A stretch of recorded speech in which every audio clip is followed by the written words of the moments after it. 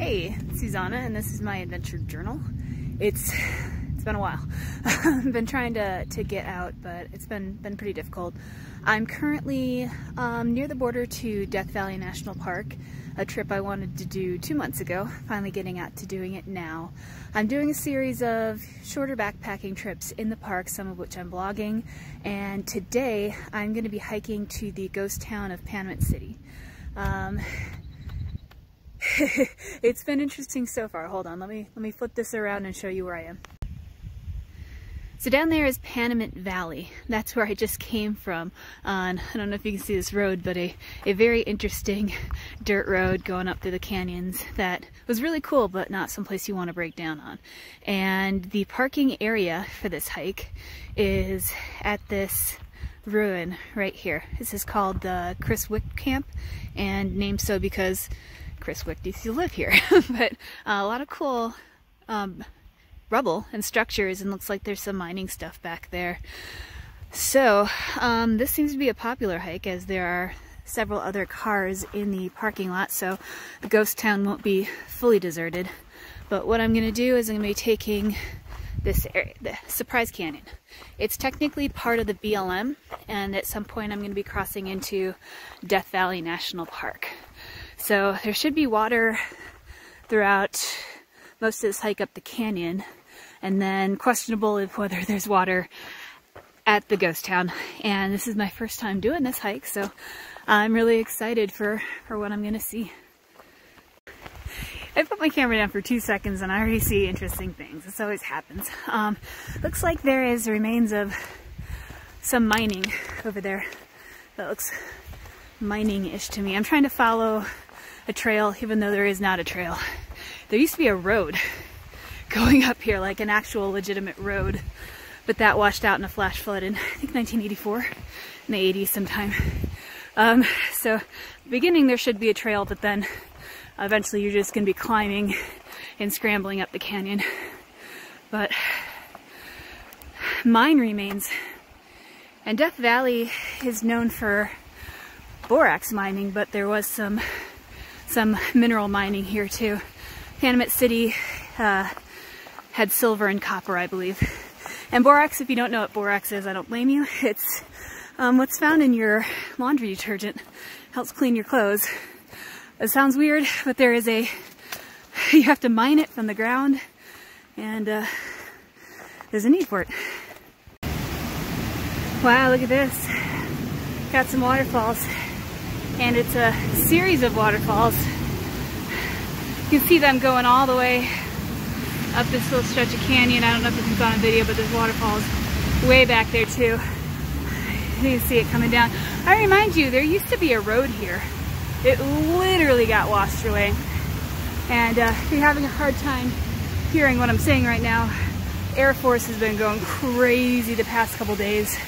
Buzzing everywhere. I actually got buzzed on the road in Panamint Valley trying to get here, like Top Gun style. It was kind of terrifying, like really, really low and really loud. But these are waterfalls. They're very beautiful, and I'm gonna see what's further up there, so I can definitely see there's some more. Just gotta safely get around this because it's kind of slick. Look at this beautiful little waterfall. Just a little cascade up in the canyons of Death Valley. That is so cool.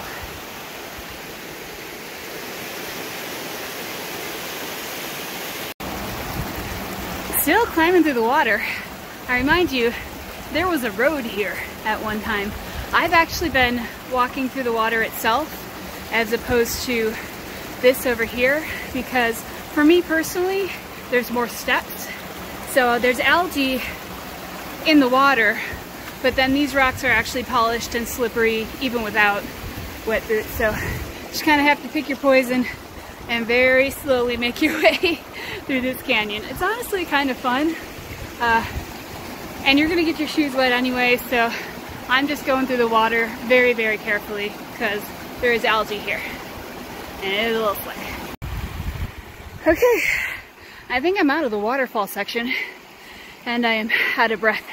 But I can see a little bit of a opening in the canyon and a little bit of a trail right here. And you can see remnants of when there used to be a town up here. Some sort of piping, and this was a town again. I don't know, maybe one person lived there, probably until the 80s. Boomed in the 1870s, and then was mostly deserted up until recently when it washed out. Remnants that this was once a town. Here is a truck that I don't like that it's on its side. I don't know if it was part of the flash flood or if it was just stuck here after the flood. But clearly that waterfall section's right there. Clearly could not make it down there after the road literally washed away. So somewhere in this general vicinity is Kilm Springs. It sounds like it's coming from over there. There's water right here, and I do need water, so I'm just going to collect it from here. But this section is just full of these trails. You have to bushwhack through all of them. So I walked up this one a little bit and it looked like it got dry after a while. So I'm assuming the spring's over here. Not sure how to access the source. Supposedly there's a little cove called Kilm Eden in there. It's a little hole in the vegetation that's apparently pretty cool. Right now everything looks dead and it's very thorny. So might look for it on the way back, but for right now, just gonna collect my water from here. Okay, so this is either Brewery Spring or one of the outlets of Brewery Spring. Past here looks kind of dry. No, I can't see that far past here. Oh wait, it says right here, there's a sign, Brewery Springs, and it has the elevation on that. That's nice. I can see the springs coming from from a little bit away. Have to kind of walk through them first. So this is the last water in the canyon until Panamint City, and I think in Panamint City you kind of have to look for water, so I'm going to fill up here and just assume that I'm not going to get any water in Panamint City, and no more water until I come back here to Brewery Spring. And of course this is what the trail looks like when I'm not going through water. I think the only time I've pulled out my phone to vlog has been when I've been going through water. There are stretches like this which are pretty impressive that are dry. So there's a lot of water in the beginning, and then after Kilm there was a dry stretch, and then we hit Brewery, and here's another dry stretch. It's starting! That is snow. That is snow on the side of the trail. There's not a lot of snow. I did see some on the walls around this bend. So, this is pretty far down in elevation. I guess I'm just gonna have to see what it looks like at my final destination. I purposely delayed this so that snow could melt out, but it is what it is. And we'll see how much is there when I get to Panamint City. Oh yes, I see it. I see the smelter stack. See if I can zoom in on it. Also, yes, there's snow. There's been snow kind of dusting the side of the canyon here, but smelter stack right there. So that's Panamint City. It's still pretty far away. That smelter stack is kind of tall, so that's more walking to do to get there. But it's nice to see signs that you're actually hiking to something. So otherwise, it's just been fun obstacle course canyon. It's hard for me to believe that people lived out here and lived out here before there was even a road. This boomtown was founded by bandits that when they found silver became former bandits, but this is a long way to find a hiding spot. And how'd they find that hiding spot in the first place? This is way back in the canyon. Anyway, getting closer. Well, I'd say I'm pretty much here. Starting to see some structures. Looks like a mine up there. Of course, that's a smelting stack. So, continuing on from what I was saying before, this town was founded by bandits, and that was in 1873. 1874, it boomed to about 2,000 people. Like, 2,000 people in this little tucked away canyon, I think it's pretty impressive. There were houses and saloons and, you know, ladies of the night and everything here. And then, of course, like most boom towns, petered out around 1876. And then also in 1876, flood came in and wiped out the town. So people have lived here since it wiped out the town. There's, I think, about 3 structures, kind of modernish structures that are still here that hikers will sleep in. I already saw several cars at the trailhead, so there might already be people in those structures. And one of the things you have to worry about with that is the hantavirus from mouse droppings. So the front country has coronavirus right now. That country is hantavirus. You just can't win. So I'm gonna cruise around and look at what's here. Maybe say hello from a distance to anyone else who might be here. Look at the change of vegetation. We are definitely up in elevation now. You can actually see out to the valley still over there. And snow. So I'm gonna cruise around a little bit, see what's here, and check back in. So this is the main cabin here. It's called the Hilton. Right now there is a Boy Scout group staying inside. I got permission from them to film and take pictures a little bit. This is creepy, but this is what people do. They'll add to the decoration here. The Boy Scout group did this sculpture out front. I'm gonna go in really, really quickly. Try not to disturb. It's pretty modern, and there's even a fire going in the stove, so it's really nice in here. These guys have got it set up. There's a kitchen, and back here is a very tiny bedroom with a non-working bathroom. And that is the Hilton. Doing a bit more exploration right underneath the smelting stack over here. And over here, kind of rocks that look like they're piled up to be structures. That is the old Main Street. I'm assuming that's the one that got washed out during that flood. The smelting stack is cool and everything, but I saw on the other side it was missing some bricks near the base, kind of on that other side there.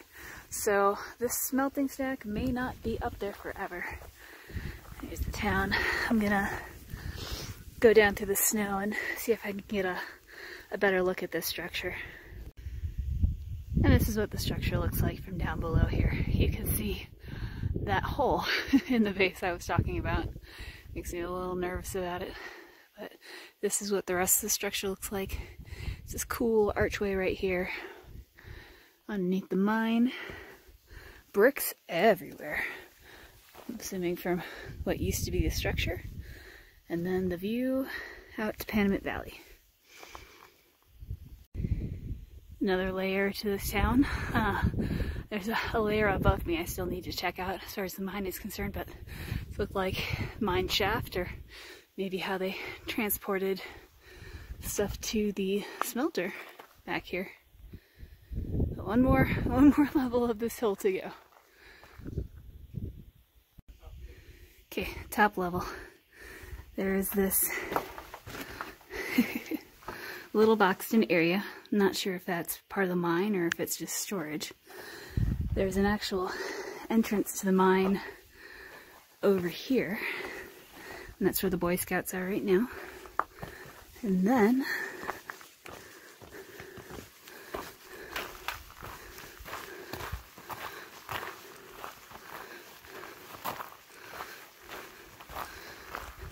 over here is the top of that structure I was just at. Now this is interesting. This is right next to the Hilton, and one of the Boy Scouts told me that this is their town square. It's literally a square structure with stalls. Never seen something like this before. That's pretty cool. Alright, so I'm about to leave town behind. I was actually told that back here on the other side of this hill is another structure called the castle or the hippie cabin. And supposedly it was just cleaned out and there's water to pump from there. So I'm gonna let the Boy Scout group, 11 of them, have the town, and I'm gonna go check out the cozy cabin. So we have this snowy backdrop, some littered vehicles, looks like shed or an outhouse, and approaching the castle or the hippie cabin. Looks pretty nice from here. One of the Boy Scouts was really excited to tell me that this has a katana, cool sword. I think I heard it like 3 times. Look at these rope swings. Oh, this is way more than I was expecting. Apparently people will volunteer to just come in and clean these places up and fix things, and I think that's pretty cool. So if there's not a lot of mouse droppings here, I might set up camp here and hang out on the porch for the rest of the day. Heading inside. This, for a backcountry cabin, looks so clean. Wow, there's even reading material. Magazines. Are you kidding me? Are you kidding me? Look at this kitchen. What in the world? I was not expecting this at all. People who maintain this are pretty amazing. Oh, so here's that main street. I'm gonna walk it down tomorrow. It's just ruins now. But these are old pictures of the town. Oh, there's the mill and the smelter stack before it became a ruin. That's really fun. Really fun. Well, thank you, people who do this. Pretty damn cool. Oh, and then there's a note about them. They're trying to restore this back cabin area. You see there's a little stove there too. Beautiful. So with all the cool stuff in here, how could I have possibly missed it? Here is the katana that one boy absolutely loved. It's kind of right next to the kitchen. And right next to the front door. With that beautiful view. Admittedly not a bad way to end the day. Just hanging out here in the swing on the front porch, looking across at these trees and snow-covered mountain on the other side. I can still hear the Boy Scouts. Got nice views all around here. Haven't unpacked my pack yet, but that's it for day 1. Day 2, I'm gonna explore just a tiny bit more of the town and maybe go in the mine if all the Boy Scouts made it out alive. And then I'm gonna show a little bit more of the canyon than I did today. Definitely passed some cool things that I did not film simply because I was excited to get here. So that will be day 2 tomorrow.